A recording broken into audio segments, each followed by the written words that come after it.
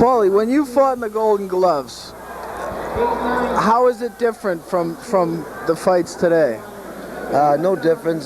Same amount of people here when I fought, and same combinations thrown out there. The same basics you had to do when I fought and before me, in the past, present, and in between. You got to throw punches. You got to put punches together, and of course, you do have to try to don't know who your opponent is when you're in know the difference of your opponent and how to work on them and keep punching. That's the name of it. Just keep punching and land punches. Especially when you only got 3 rounds and 2 minutes, you got to just throw a lot of punches and then hope that you're landing them, and that's what's going to take the win.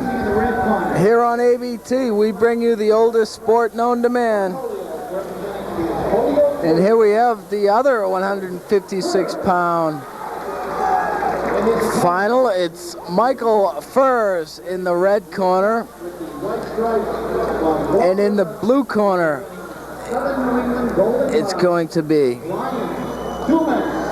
Brian Dumas fighting out of Fall River. So here we go. There's the bell for the first round of action.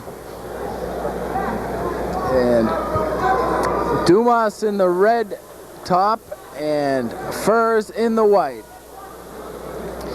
So another feeling out process here, Paul. Yep, that's how they all start out, trying to fill each other out, but quickly got to get into throwing punches, and that I will do as we watch this fight go on. So the fighting is mostly in tight thus far, Paulie. A few punches have been landing. Looks like Dumas is landing more of the solid punches. The tide may turn though, as Michael Ferris is the taller of the fighters. He seems to be trying to stay away and perhaps work that jab. Yes, Dumas looks like a good puncher. His hands are kept well close to his body. He throws his punches close to the body, which is a lot of power to that.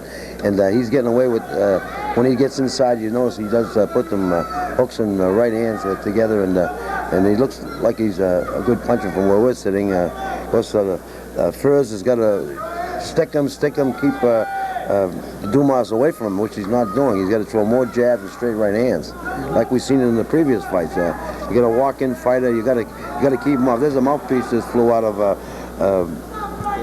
Dumas's mouth, and Pico, referee, picking up the mouthpiece and having it washed. In the pro fights now, they can't do that unless they've changed the rules there.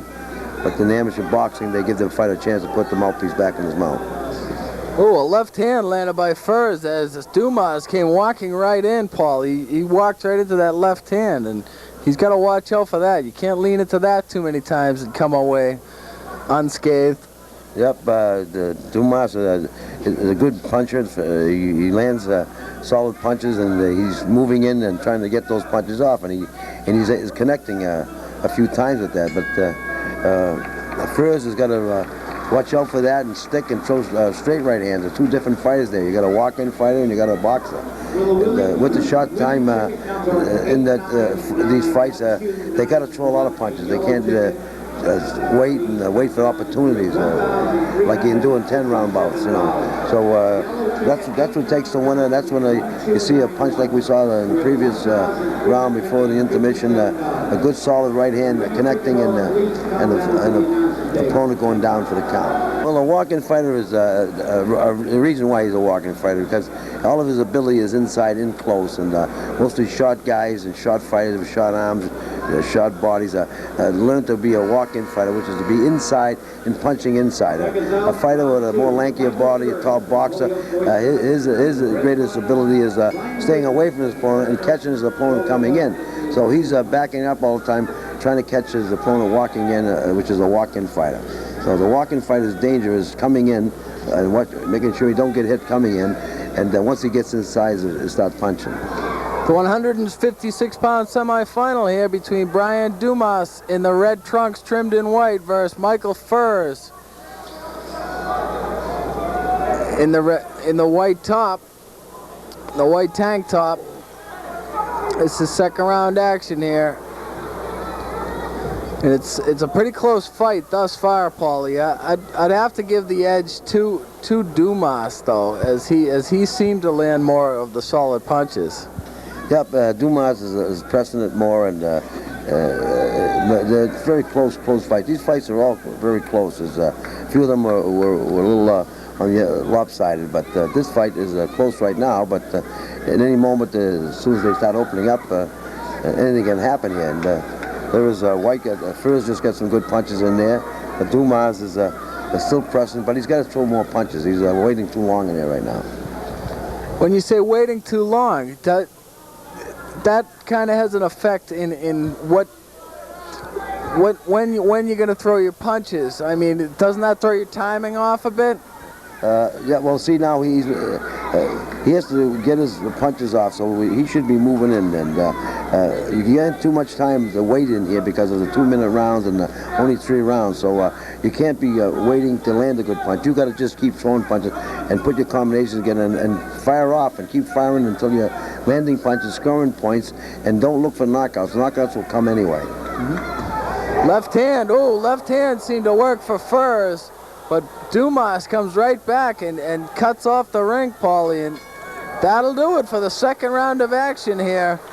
Wow, that's going to be another tough round to judge.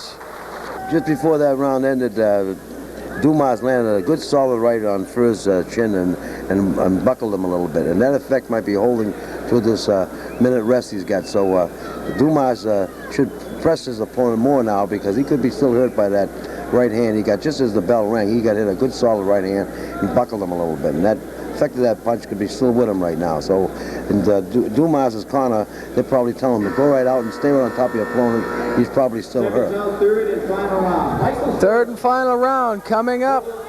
Michael Ferris fighting out of Holyoke with the white tank top versus Brian Dumas fighting out of Fall River with the red tank top. And here we go for the third and final round. We have Dumas ahead on our scorecards, but we've seen stranger things happen, Paul. Yep, you can't tell.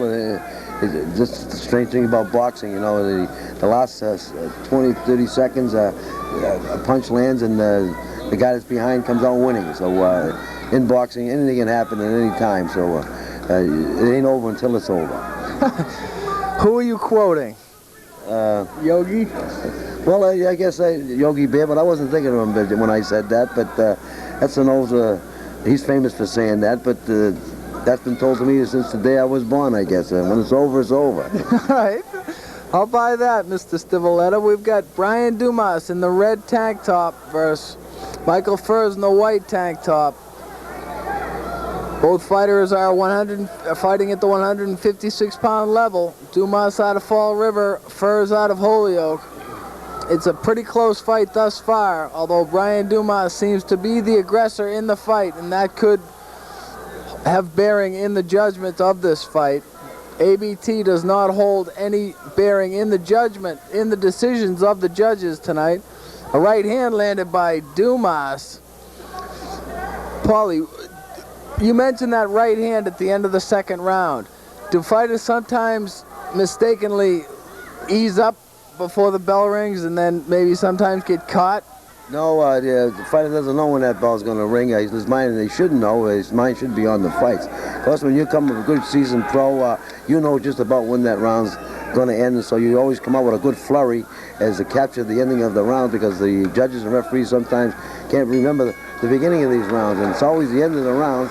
One thing about judging a fight, you have no playbacks to bring you what happened in the beginning of that round. So it's always a good finish-up that usually takes over that round. You know? That'll do it for the 156-pound semifinal between Brian Dumas and Michael Ferris. Here's the decision. 56-pound finalist in the blue corner from Fall River,